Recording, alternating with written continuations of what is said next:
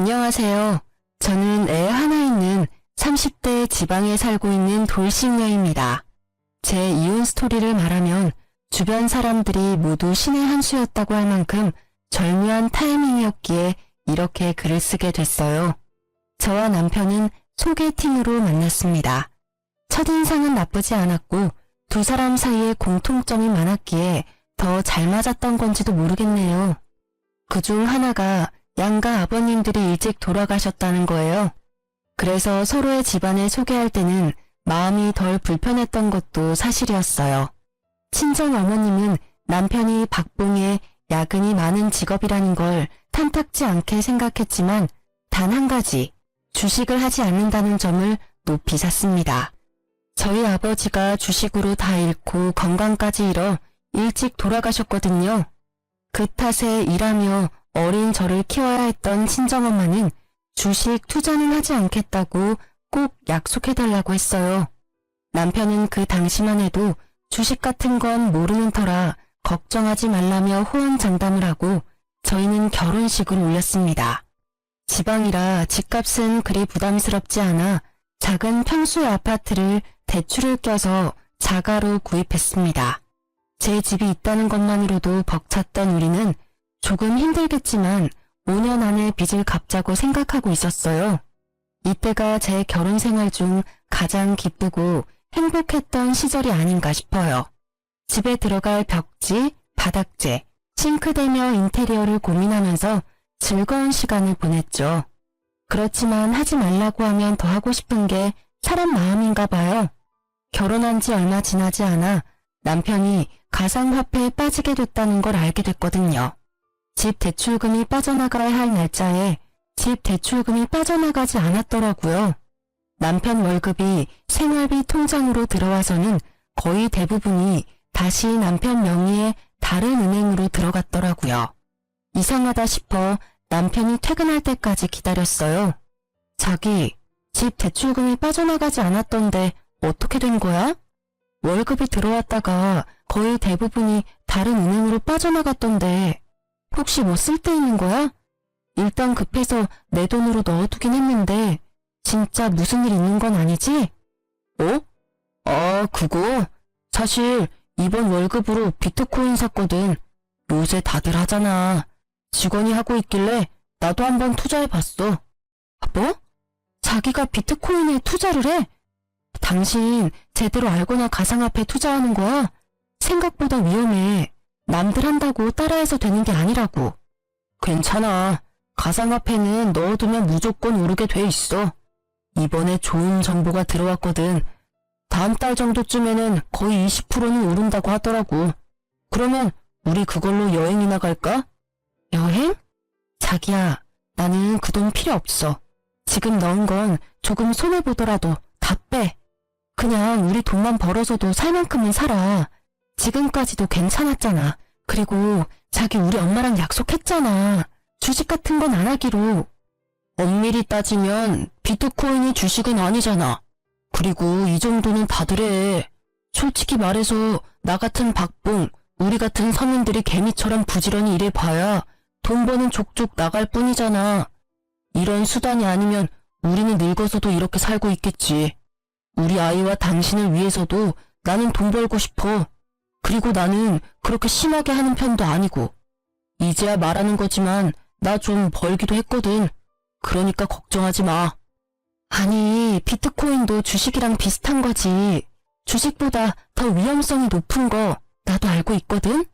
그리고 정직하게 돈 버는 건 나쁜 게 아니야. 주식 좋지. 자기가 그만큼 주식을 잘 안다면. 그런데 주식도 아닌 가상화폐야. 전문가들도 위험하다고 하는 걸 굳이 당신이 시작해야겠어? 그리고 중요한 건 주식이냐 비트코인이냐 그게 아니야.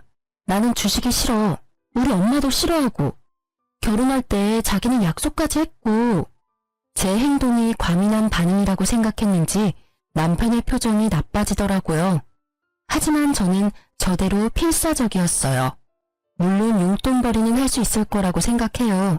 남편이 100만 원, 200만 원 정도였다면 저도 그냥 눈 감아줬을지도 모르지만 이미 한 달의 월급 전체를 거기에 들이붓는다는 건 그 맛을 보고 중독이 시작됐다는 거와 같았거든요. 그렇지만 제 마음을 그 사람은 몰라주더라고요. 자기야, 이러면 우리만 뒤떨어져. 다들 영끌에서 비트코인 하는데 우리만 안 하면 우리만 손해보는 거야. 나처럼 월급 얼마 못 버는 사람도 충분히 대박칠 가능성 있다니까. 정신 차려. 그게 그렇게 쉬운 일이야? 그리고 내가 싫다잖아.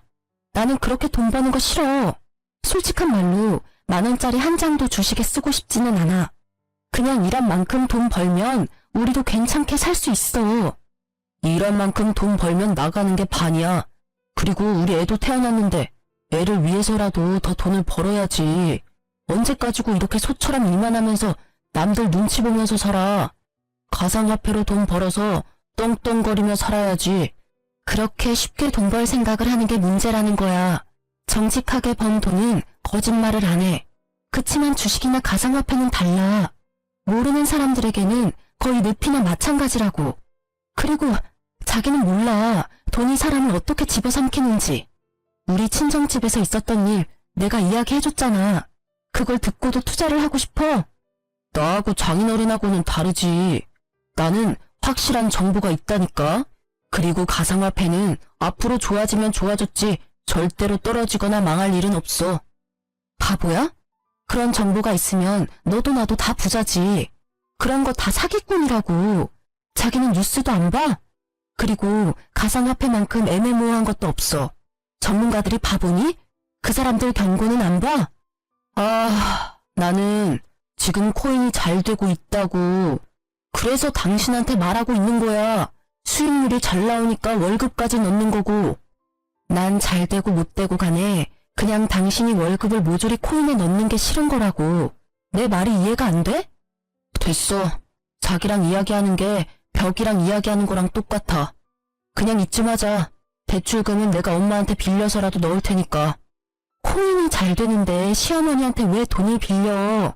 코인 잘 됐다며? 그럼 코인 팔아. 그거 팔아서 대출금 당장 넣어놔. 시무에게 돈을 빌리려는 정신나간 남편의 행동에 저는 놀라서 소리를 쳤어요. 궁시렁거리는 남편은 팔고 싶지 않은지 머뭇거리다가 어디론가 전화를 걸었습니다. 엄마, 난데 돈 좀 빌려줘. 미쳤어 진짜? 저는 얼른 남편 폰을 빼앗아 시무에게 말했습니다. 어머님, 죄송해요. 별일 아니니까 끊으셔도 돼요. 야, 폰 뺏어가면 어떡해. 그리고 지금 흐름 좋아서 당장 못 뺀다고. 그렇다고 어떻게 시어머니한테 돈을 빌려달라고 할 수가 있어. 당신 생각이 있어? 도대체 이게 무슨 소리야? 차분히 이야기 좀 해봐라. 왜 돈을 빌려달라는 거야? 결국 시무의 물음에 저는 남편이 벌인 일을 이야기할 수밖에 없었어요. 시무가 남편을 말려줄 수도 있다는 생각을 잠시 했거든요. 물론 제가 잘못 생각한 거였지만 남자라면 주식도 할 수 있지. 안 그래? 다 제 가족을 위해서 하는 일이지 않니? 네가 이해해. 그렇다고 큰 돈으로 하는 것도 아닌데 왜 이렇게 호들갑을 떠는지 나는 모르겠구나. 어머님, 큰 돈 작은 돈이 중요한 게 아니에요. 월급의 거의 대부분을 가상화폐에 쏟아붓는다고요. 그거야말로 잘못된 거죠. 무슨 일이든 미천이 있어야 하지 않니? 그거라고 생각하면 네 마음도 조금 편하지 않을까? 무조건 남편 탓만 하지 말고 너도 잘 알아봐. 어머님, 주식은 절대 안 된다고 저희 엄마랑 이이랑 철석같이 약속했어요. 그런데 이렇게 주식에 손을 대다뇨. 그래서 애까지 낳았는데 이런 일로 이혼하게? 내가 언젠가 한 번은 말하려고 했는데 사돈도 그렇고 너도 그렇고 둘 다 그렇게 융통성이 없어서 어떡하니? 결혼 전에도 난리더니 아주 남편을 잡겠다 잡겠어. 그리고 네 남편이 바보도 아니고 주식으로 큰 돈 날릴 사람처럼 보이니? 작은 돈으로 용돈벌이나 하려는 거겠지. 저는 그 말에 어이가 없었지만 일단 잠자코 들었어요. 우리 부부의 일에 시무까지 끼우면 일이 커질 것 같았거든요. 제가 받지 않겠다고 하는데도 시무는 결국 남편의 계좌로 돈을 붙여주겠다고 하고 전화를 끊었습니다. 결국 시무의 돈을 빌릴 수 있게 된 남편은 싱글벙글이었어요. 저놈의 머리털을 쥐어 뜯어서라도 코인을 말리고 싶었던 저는 친정엄마를 무언투수로 부르기로 했어요. 엄마, 김서방이 비트코인 투자한대. 어떻게 좀 알려봐봐. 내가 아무리 이야기해도 CR도 안 먹혀. 이번 달은 월급이 거의 다 들어간 것 같아. 아이고, 김서방 바꿔봐라. 내 단단히 일러둘 테니까. 남편은 제 전화에 기겁을 하고 나를 바라봤습니다. 저는 이렇게라도 남편의 생각을 돌리고 싶었기에 전화를 건넸어요. 결국 받지 않으려던 남편이 마지못해 전화를 받았죠. 장모님. 애엄마가 너무 호들갑 떠는 거예요. 진짜 별거 아니고 돈도 많이 안 들어갔어요. 그리고 주식 아니고 가상화폐라는 건데. 구구절절 핑계를 대려는 남편의 말을 친정엄마가 가로막았어요. 김서방, 주식은 절대로 시작하면 안 돼. 다른 사람들은 몰라도 내 사위인 자네만은 절대로 하면 안 되는 거야. 자네가 내 딸을 사랑한다면 더더욱 하지 말아야지. 딸애가 주식으로 아빠를 잃고 얼마나 힘들어했는데 월급을 다 넣는 건 투자가 아니라 도박일세. 그러니 제발 그만하게. 그렇지만 지금 수익률도 엄청 잘 나오고 있고 잘 성공하면 저희도 한 방에 크게 벌 수 있는 그런. 그만. 자네 이런 모습이 무서운 거야. 한 방에 크게 벌어? 그렇다면 한 방에 크게 잃는 일도 있다는 걸 알아야지. 그래도 지금 알았으니 다행이지. 수익률이 좋다니 지금 당장 돈 넣은 거 다 빼게. 그리고 다시는 투자할 생각하지도 말고. 예, 장모님, 알겠습니다. 그래도 장모님에 대한 존중이 있었는지 그만두겠다 대답은 잘하더군요. 하지만 전화를 끊자 남편은 제게 도리어 화를 냈습니다. 그런 말을 왜 장모님한테 한 거야? 장모님이 날 뭘로 알겠어? 약속이나 깨는 놈으로 생각할 거 아니야? 그럼 아냐? 지금 약속이나 깨는 사람이 됐잖아. 월급을 어떻게 다 비트코인에 투자를 해? 나 육휴 중이라 월급도 반으로 줄었어. 이 와중에 생활비까지 줄어들면 쌀밥만 먹고 살래? 우리 애를 좀 봐. 잘 먹고 잘 놀아야 할 이 시기에 돈 없어서 굶으면 보기 좋니? 왜 또 그렇게 이야기를 해? 어차피 이유식 기간 동안에 뭐 그리 많이 먹는 것도 아니구만. 이제 1살도 안 된 애가 뭘 안다고 이것저것 다 해주려고 해. 지금 좀 부족하게 살아도 좀 있으면 돈 더 벌 수 있다니까? 말이 안 통하네. 돈을 더 벌지 더 잃을지 어떻게 알아? 네가 신이니? 뭐라도 돼? 됐고, 이렇게 돈 벌어서 쓸데없는 일에 쓸 거면 내가 복귀해서 돈 벌게. 자기는 육아휴직 쓰고 집에서 애나 봐. 육아휴직 쓰면 월급 팍 줄거든? 월급 줄라고 그러는 거야. 내가 돈 벌면 내가 알아서 생활비 꾸리면 되는데 자기가 돈 벌면 생활비는커녕 대출금까지 비트코인에 다 투자할 것 같으니까. 그리고 내가 생활비 관리할 거니까 자기 육아휴직 급여 통장은 우리 생활비 통장으로 들어오게 해줘. 지금처럼 그냥 생활비만 넣을게. 대신 나머지 돈으로 나도 쓸 수 있게 해줘야지. 이렇게 막는 게 말이 돼? 누가 뭘 막아? 생활비 통장으로 사고 싶은 거 사. 대신 현금 출금이나 송금은 안 돼. 그런 내역 있으면 당장 생활비 통장도 못 쓰게 막아버릴 거니까. 대출금 갚아야지. 그거 못 갚으면 우리 큰일 나. 결국 남편은 육아휴직을 쓰기로 하고 생활비 통장을 제가 관리하게 됐어요. 한동안은 육아로 바빠서 그런지 아니면 반성을 한 건지 비트코인에 대한 이야기는 하지 않더라고요. 생활비 통장도 깨끗하고요. 그래서 마음을 놓았는데 여전히 불안하기는 했어요. 제 버릇 난 못 준다고 한 번 돈의 맛을 들인 남편님이 다시 코인을 찾을까봐 매의 눈으로 남편을 지켜봐야 했어요. 그렇게 시간이 지나면서 점점 남편이 정신을 차렸다고 생각하고 있었어요. 그렇지만 평화로움은 그리 오래가지 못했어요. 3달 정도 뒤부터 남편은 경조사비를 자주 요구하기 시작했어요. 처음에는 친구 결혼식, 그 다음은 돌잔치, 장례식 등등 갑자기 밀어닥치듯 경조사가 줄줄이 있더라고요. 경조사비야 저희도 다 돌려받을 거라는 생각이 있었기에 아낌없이 내어주었는데 이게 여러 건이 되니까 약간 쎄한 기분이 들더라고요. 그러던 중 시모에게 전화가 왔어요. 예, 오늘 내가 다른 사람이랑 부딪혀서 그 사람 스마트폰을 망가뜨리게 했지 뭐니. 내가 목돈이 없어서 그러는데 돈 좀 빌려주면 안 되겠니? 물어보니까 신형폰이라서 300만 원 정도 한다는데. 네? 무슨 폰이 그렇게 비싸요? 혹시 사기꾼 뭐 이런 건 아니에요? 어떻게 하다가 떨어진 건데요? 아니야. 폰만 떨어뜨린 게 아니라 상대방도 넘어져서 좀 다쳐서 병원도 가야 한대. 그래서 돈을 많이 부르네. 좀 해주면 안 되니? 내가 나중에 갚아줄게. 저는 심호의 말에 뭔가 의심스러웠지만 대놓고 의심할 수도 없어 일단 돈을 먼저 붙여주었어요. 이상한 마음이 들었지만 심호가 다친 게 아니라면 다행이라는 생각도 들었고요. 그리고 그날 저녁 남편이 애를 씻기러 들어가고 저는 식탁에 앉아서 밥을 먹으려는데 남편 폰이 울리더라고요.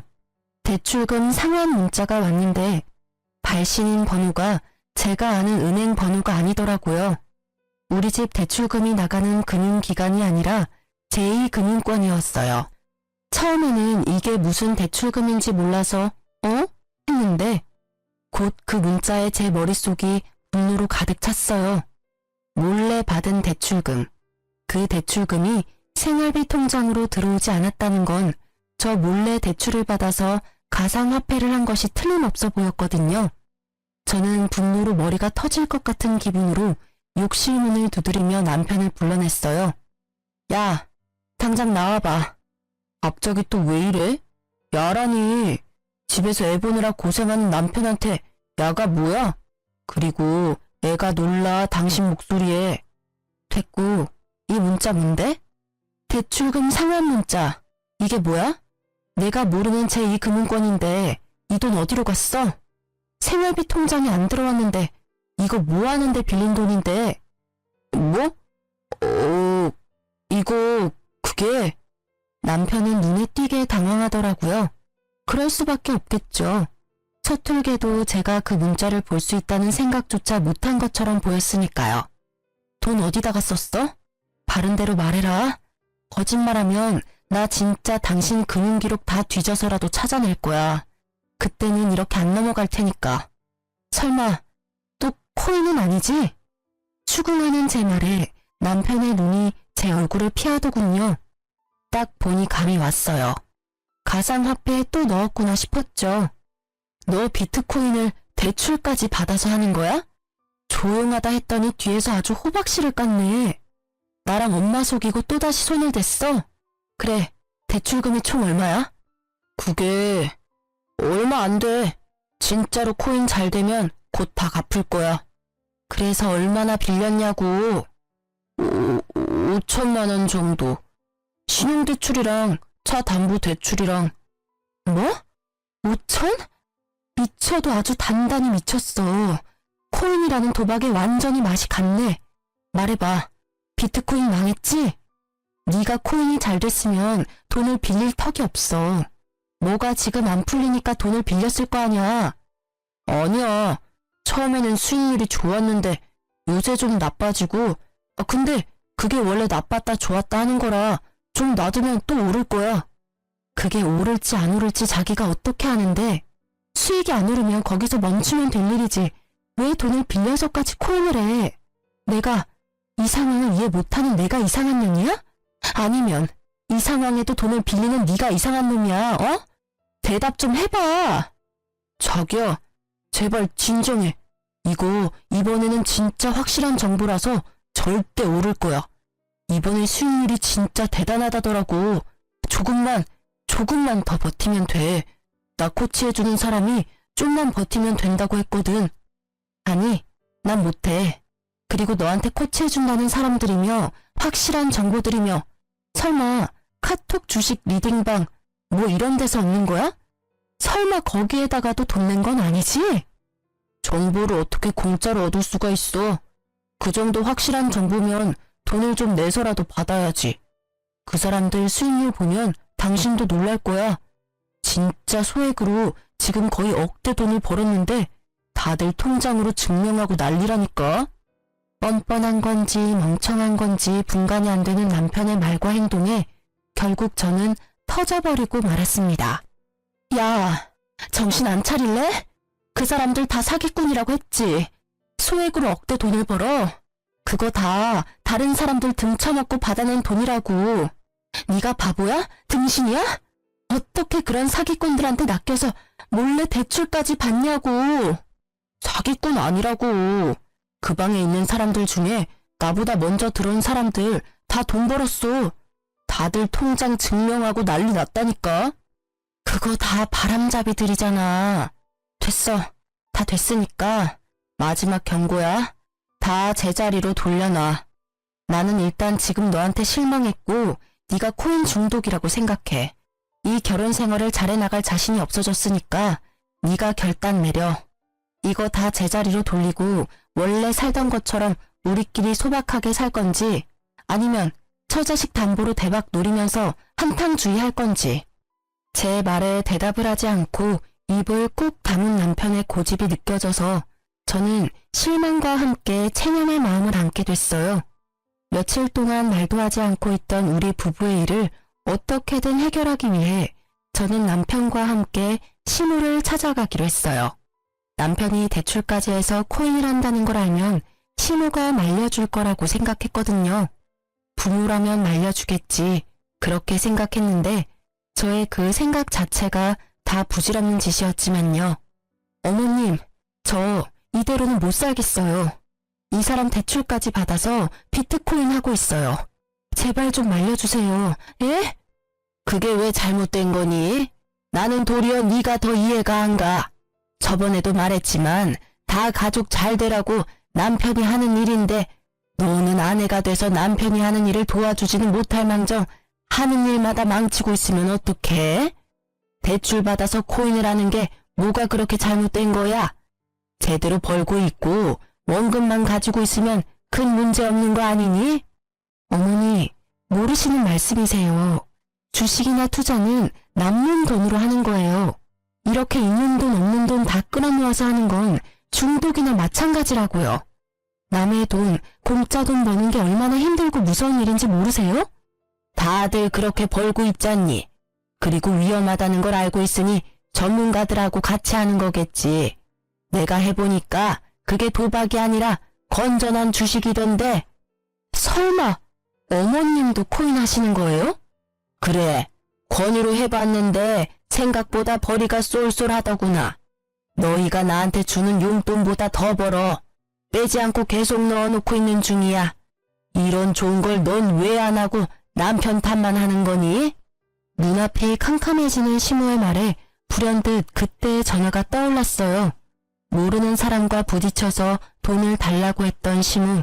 그게 설마 거짓말이라면 혹시 저번에 사고 나서 돈 받아가신 것도 코인에 넣으신 건 아니죠? 지금 와서 숨길 것도 없지. 그래, 그 돈도 코인에 넣었어. 네가 돈을 틀어주고 안 주니까 좋은 시기 다 놓쳐버렸지 않니? 그 돈 어차피 곧 다 벌 거야. 내가 2배로 돌려줄 테니 걱정 말거라. 미쳤어. 둘 다 정신이 있는 거예요? 그거 중독이에요. 제발 정신 좀 차리세요. 어머님, 혹시라도 이 사람 말 듣고 시작하신 거면 제발 다 정리하세요. 돈을 빌려서 투자를 하는 건 투자가 아니라 도박이라고요. 왜 다들 그런 생각은 안 하시는 거예요? 저는 마지막까지 시모와 남편을 설득하기 위해 애썼지만 가상화폐에 미친 두 사람의 귀에는 전혀 들리지 않는 듯 했습니다. 그만해. 우리가 하고 싶다는데 왜 당신이 난리야? 나한테 그러는 건 그렇다 쳐. 그런데 우리 엄마한테까지 이러는 건 좀 심하지 않아? 솔직한 말로 우리가 너한테 무슨 피해를 그렇게 줬는데 대출금 못 갚은 거? 그거 엄마한테 빌려서 넣었고 지금 내가 받은 육아휴직 급여도 다 당신한테 들어가잖아. 나는 아무것도 못하게 하면서 뭐가 그렇게 당당해. 이럴 거면 차라리 이혼해. 갈라서면 될 거 아니야. 웃기지도 않아. 그 말을 네 입에서 들을 줄은 상상도 못했는데 그래, 하자 이혼. 방귀 낀 놈이 성낸다고 딱 그 꼴이네. 이혼하면 다른 건 다 필요 없고 집하고 아이 친권, 양육권만 넘겨. 딱 봐도 남편 놈에게 돈이라고는 없을 게 분명하고 가진 게 없으니 위자료도 뭐도 아무것도 없을 것 같아 고민하던 저는 일단 집이라도 받아야겠다는 생각을 했어요. 그 집의 대출 상환금 중에 반은 내가 낸 것이기도 했고 집에 정이 들었기에 팔아버리고 싶지는 않았거든요. 그런데 대출금 상환 능력도 없는 남편놈이 갑자기 안 된다지 뭐예요? 지금 생각이 있는 건지 없는 건지 저는 답답한 마음에 쏘아댔습니다. 뭐? 집? 그건 좀 곤란한데. 당신한테 집 주고 나면 나는 남는 게 없잖아. 그렇게 머리가 안 돌아가? 당신 그 집 갖고 가서 대출금 매달 낼 자신 있어? 지금도 월급을 코인에 다 갖다 바치는 주제에 입만 살아가지고는. 어차피 팔면 대출금 빼고 나머지는 건질 수 있잖아. 설마 당신 그 돈이 자기 거라고 생각하는 건 아니지? 그 상환된 대출금에 내 돈도 반은 들어가 있고 그거 아니라도 이 이혼의 가장 중요한 논점은 당신 코인 중독이야. 와이프 모르게 대출받아서 그것도 여러 건을 반복해서 대출받아서 돈 생길 때마다 가상화폐 한 거 명백하게 당신 쪽에 문제가 있는 거라고.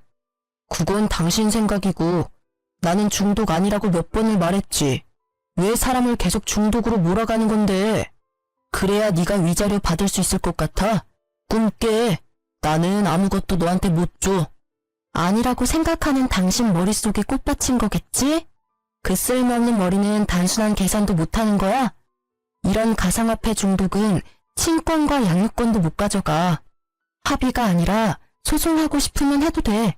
난 자신 있고 소송으로 가면 내가 받을 돈 더 많아질 거 예상하니까. 그래도 안 돼. 그 집 놔두면 집값 더 올라갈 건데. 그래? 그러면 네가 돈으로 해결해보면 되겠네. 나한테 돈이 어디 있다고 계속 돈 타령이야? 비트코인 팔면 되잖아. 좀 벌었다며. 그러니까 코인을 팔아서 나한테 위자료를 주면 되지. 그것도 재산은 재산이니까. 그건 절대 안 된다고 말했다. 놔뒀다가 가격 지금보다 더 올라가면 팔 거야. 그러면 무슨 돈으로 나한테 위자료 줄 건데? 퇴직금이라도 중간 정산할 거야? 퇴직금 이야기에 신호가 갑자기 우리 이야기에 끼어들었습니다. 예, 집은 언제 팔릴지 몰라. 그리고 집값은 어떻게 될지도 모르고. 팔아봐야 은행 대출 다시 돌려주고 나면 얼마 안 될 건데 그냥 집 줘버리고 합의 이혼해. 그게 속 편하겠다. 아이의 친권과 양육권에 대해서는 입도 뻥끗 안 하는 두 사람의 모습이 너무도 가증스러워 치가 떨릴 지경이었어요. 어떻게 지 새끼 지 손주 생각은 하나도 안 하고 그저 돈. 이미 이때는 있던 정도 다 떨어졌어요. 그리고 퇴직금에 눈을 빛내는 두 사람을 보아하니 그거 빼서 코인 투자할 것 같다는 생각이 들었습니다. 결국 합의 이혼하게 된 저는 이후 절차에 따라 집을 제 명의로 바꾸었어요. 대출금의 압박이 있었지만 그건 생각해둔 바가 있었기에 크게 신경 쓰지 않았죠. 그렇게 명의 변경한 당일 저는 남편 짐을 모조리 싸서 시모집으로 보냈어요. 남편은 뭐가 그리 급하냐고 역정을 냈지만 저는 두 사람 꼴도 보기 싫었거든요. 있는 재산 없는 재산 다 긁어모아서 코인에 투자하는 남편과 시모가 뭐가 좋다고 옆에 더 데리고 있고 싶겠어요. 남편부터 쫓아낸 저는 친정엄마를 저희 집으로 모셨어요. 친정엄마가 살던 작은 빌라를 팔고 그 돈으로 저희 집 대출금을 상환했죠. 그리고 매달 내던 제 대출금은 매달 친정엄마 용돈으로 드리기로 했어요. 한 달쯤 지났을까요? 남편이 집으로 찾아왔더라고요. 아이가 보고 싶다나 뭐라나. 이혼하자며 큰소리 떵떵 칠 때는 우리 딸 이름 한자도 꺼내지 않더니 갑작스레 딸이 보고 싶다는 말이 믿음이 갈 리가 없잖아요. 딸이 보고 싶다는 가짜는 핑계 같은 거 대지 말고 하고 싶은 말 있으면 해. 이야기는 들어줄게. 우리 이혼하는 거 다시 한번 생각해보면 안 될까? 그게 무슨 소리야? 우리 이미 그 이야기는 다 끝냈다고 생각하는데 너도 나도 시어머니까지 동의한 거 아니었어? 이제 와서 두말하는 건 아니지? 나는 이미 생각 끝났어. 너무 냉정하게 끊지 말고 잘 생각해봐. 애한테는 아빠도 필요하고 무엇보다 나한테 당신이 너무 필요해. 입이 삐뚤어져도 말은 똑바로 해야지. 당신이 필요한 건 내가 아니라 내가 벌어다 줄 돈이잖아. 그런 식으로 말하지 말라니까. 물론 돈도 지금 없기는 해. 그래도 그것만으로 이혼 다시 생각해보라는 건 아니라고. 2번 다시 가상화폐는 안 할 테니까 다시 돌아와줘. 당신 돈이 왜 없어? 집 대출금 상환액만 해도 100만 원 남짓이야.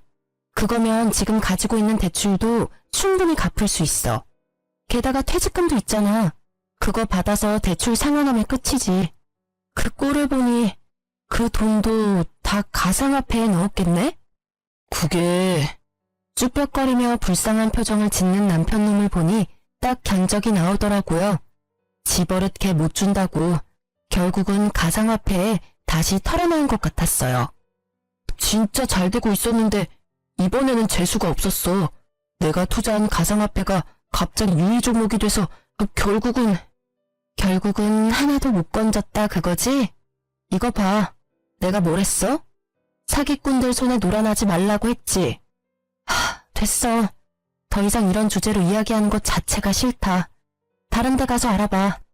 매몰찬 제 말에 남편이 갑자기 무릎을 꿇더니 제 바짓가랑이를 붙잡고 늘어졌어요.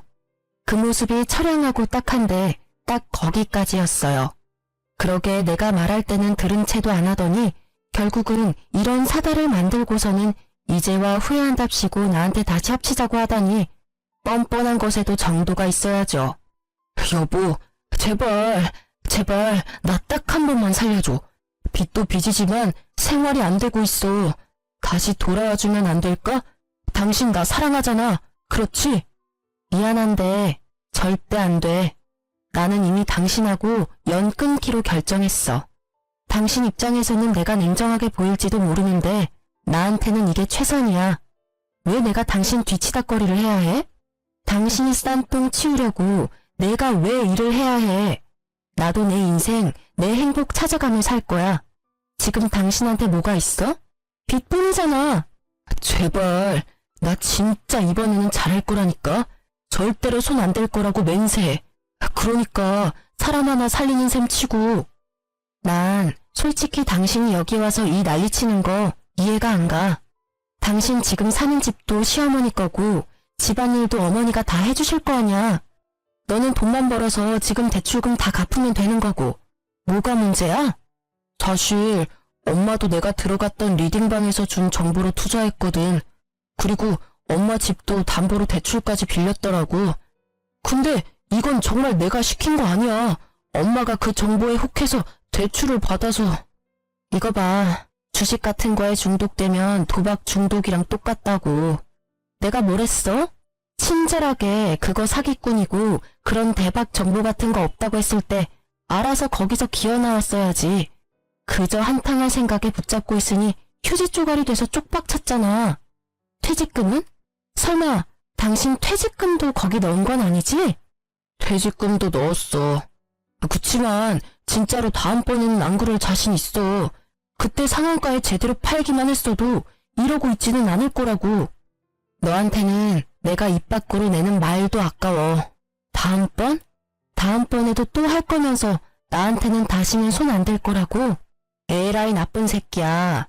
그래놓고 우리 아이 생각하라고? 아주 지랄을 해라, 어? 당신은 반성 같은 거 할 생각도 없고 하고 싶지도 않잖아. 어디서 거짓말을 하고 난리야. 아니야. 진짜로 마음 고쳐먹었다니까. 엄마랑 나 지금 생활비도 없어서 공과금 낼 돈도 없어. 그러니까 제발 우리 이혼 다시 생각해보자. 지금 장모님이랑 같이 살고 있는 것 같은데 다 같이 살면 되잖아. 우리 엄마는 당신 꼴도 보기 싫대. 엄마 충고도 무시하고 이런 짓을 벌인 주제에. 그래, 가상화폐 할 때는 우리 엄마 생각이나 했겠니? 아쉬우니까 와서 이러는 거 다 알아. 그리고 경고하는데 당신은 나한테 돈 빌리러 오면 안 되는 사람이야. 양육비 한 번이라도 못 받으면 지구 끝까지 쫓아가서 받아낼 거니까. 양육비 소리에 그놈의 얼굴이 새파랗게 질리더라고요. 여기 와서 이럴 입장이나 돼요? 저도 엄연히 돈을 받아야 하는 입장인데 말이죠. 내가 양육비를 받기 위해 충고해주는데 저녁에 일 마치고 투잡을 뛰면서 돈 마련하던지 해. 그렇게 하면 양육비 정도는 낼 수 있을 거야. 저의 친절한 해결 방법에도 그놈은 힘들게 돈 벌 생각은 없는지 입을 삐죽하게 내밀고는 시무룩한 얼굴로 나가더라고요. 책임감도 없고 죄책감도 없는 저놈의 뒤통수를 한 대 때려주고 싶었지만 꾹 참았어요. 그래, 빠져나온 게 다행이라고 저를 다독이면서 말이죠. 그렇게 저희는 완전히 남이 되었습니다. 그때 그 개운함이란 잘못했으면 그놈의 부채를 저도 같이 떠안을 뻔했잖아요. 일을 저지른 사람이 그 일을 책임지고 해결하는 게 맞잖아요. 그 뒤로 들려온 소식도 그렇게 좋은 소식은 없었어요. 전 남편과 시모가 살던 시모의 집에 채권 추심하는 사람들이 들이닥쳤다고 하더군요. 그 후로 새벽에 배송 알바를 하러 다니는 남편을 자주 목격했다고 하더라고요. 게다가 시모와 남편의 사이가 엄청 안 좋아졌는지 매번 싸우는 소리가 집 밖으로 들려온다고 이웃에 사는 분들이 말해주더라고요. 대부분이 네가 하는 말을 들어서 망했다라고. 둘 다 똑같죠 뭐. 그리고 1년쯤 지났을까? 어린이날에 아이와 친정엄마 이렇게 셋이서 놀러 갔다가 돌아오는 길에 전 시모를 마주치게 됐어요. 어머, 다은이 아니니? 할머니야. 잘 지냈어? 많이 컸구나. 아는 척하며 딸아이에게 다가오자 딸이 무서운지 친정엄마 뒤로 숨어버리더라고요. 저희 엄마도 그런 아이를 보호하듯 뒤로 보냈어요. 전 시모의 몰골은 예전과 너무 달랐어요. 항상 멋쟁이처럼 꾸미고 다니던 옷이며 머리며 전부 어딜 갔는지 지금은 완전히 시골 할머니가 다 됐더라고요. 안녕하세요. 잘 지내셨어요? 잘 지냈겠니? 네가 남편 버리고 가는 바람에 나도 낙동강 오리알 신세 됐지 않니? 이 나이에 일하고 다니는 노인이 어디 있어? 너 재결합하자고 찾아간 남편 무시했다며. 그러는 거 아니다. 걔도 엄연히 다은이 아빠야. 어떻게 생겨먹은 애가 아빠한테서 애를 떼어놔? 냉정하기도 하지. 그런 엄마 밑에서 클 내 손주가 걱정이 돼서 요새는 밤에 잠도 안 온단다.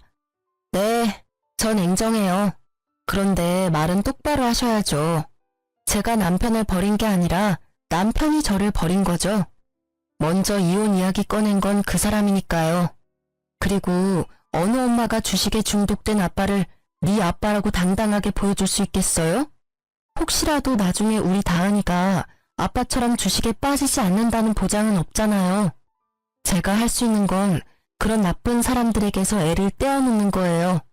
그 1순위가 다은이 아빠랑 다은이 할머님이시죠. 아빠면 아빠답게, 할머니면 할머니답게 지냈으면 이럴 일도 없었을 텐데 제가 그렇게 하지 말라고 했는데 사기꾼한테 놀아나서는 나쁜 사람들? 너 지금 날 나쁜 사람이라고 한 거니? 세상에 어느 며느리가 시어머니를 그렇게 불러? 그것도 손녀 보는 앞에서. 아니라고 말 못하시잖아요. 똑같이 사기꾼한테 놀아나셨으니까. 그 사람이 사기꾼은 아니었어. 우리가 타이밍을 못 맞춘 거지. 예, 그러지 말고 사실 우리도 이미 가상화폐는 다 접었어. 그러니까 애 아빠랑 다시 잘해볼 생각 없니? 애한테도 아빠가 필요하지 않니? 글쎄, 나쁜 아빠는 필요 없다니까요. 재결합 같은 거 생각도 해본 적 없어요. 그러니까 그런 말씀 하지 마세요. 그리고 가상화폐 다 접었다는 말 저는 안 믿어요. 그게 얼마나 끊기 힘든 중독인지 누구보다 제가 더 잘 알거든요. 그래서 처음에 그 사람한테 시작하지도 말라고 한 거고요. 제 말에 전 시모는 쌍심지를 켜고 저를 쳐다보더라고요. 뭐 어쩌겠어요. 싫은 것도 사실이고 두 사람이 아직 가상화폐를 하는 것도 사실일 테니. 그게 아니었으면 제 말에 반박하셨겠지만 아무 말도 못하고 쳐다만 보고 있었거든요. 그래도 이렇게 마주친 것도 인연인데 저희가 집까지는 모셔다 드릴게요. 집은 이제 여기 없어. 집 옮겼다. 집이 경매에 넘어가서 결국 원룸에 월세 주고 들어가서 지내고 있어.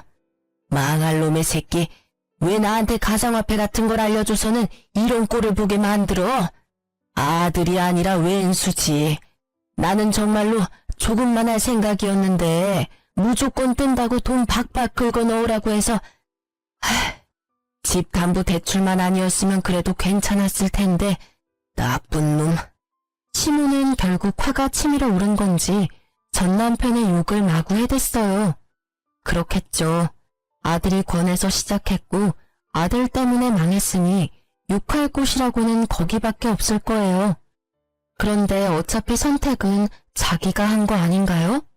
자기도 크게 벌고 싶어서 선택했으면서 누굴 탓하는 건지. 그걸 보고 있던 저희 친정엄마가 보다 못해 한마디 하시더라고요. 아들 욕할 거 뭐 있어요? 내가 보기엔 둘 다 똑같은 망종이구만. 자식이 잘못된 길로 가면 말릴 생각을 해야지. 부모가 돼서는 같이 나란히 잘못된 길로 가면 어떡해요?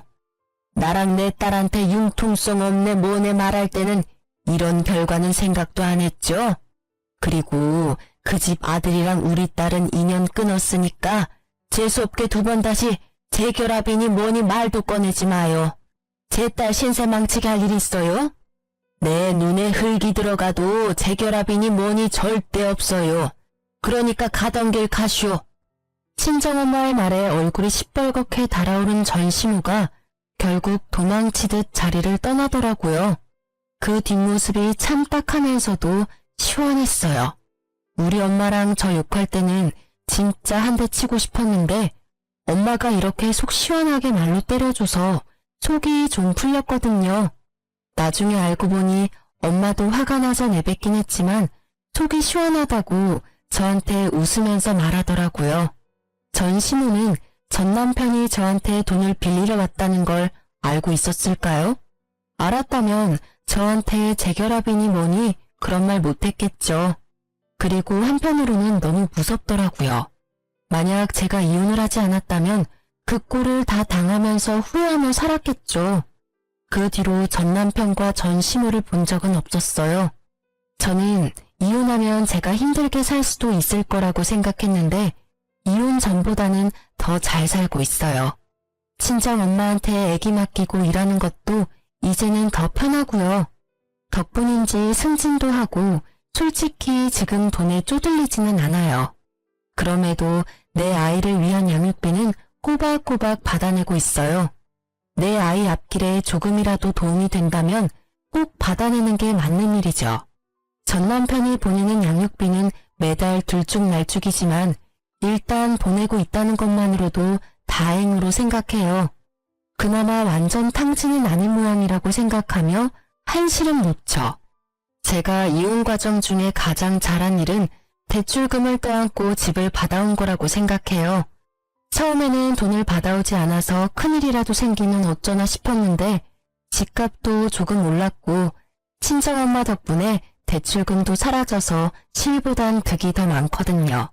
인생의 타이밍이라는 게 얼마나 중요한지 이번에 이혼을 하면서 깨달았어요. 전 시모와 전 남편의 망한 꼴을 보니 제가 그때 빨리 탈출한 것이 신의 한 수였다는 걸 알게 됐거든요. 만약 조금이라도 늦었다면 저까지 그 빚더미에서 벗어나지 못했을지도 몰라요. 사연글을 쓰다 보니 정말 절체절명의 순간이었다는 걸 다시 한번 실감하게 되네요. 이렇게 긴 글을 읽어주셔서 감사합니다.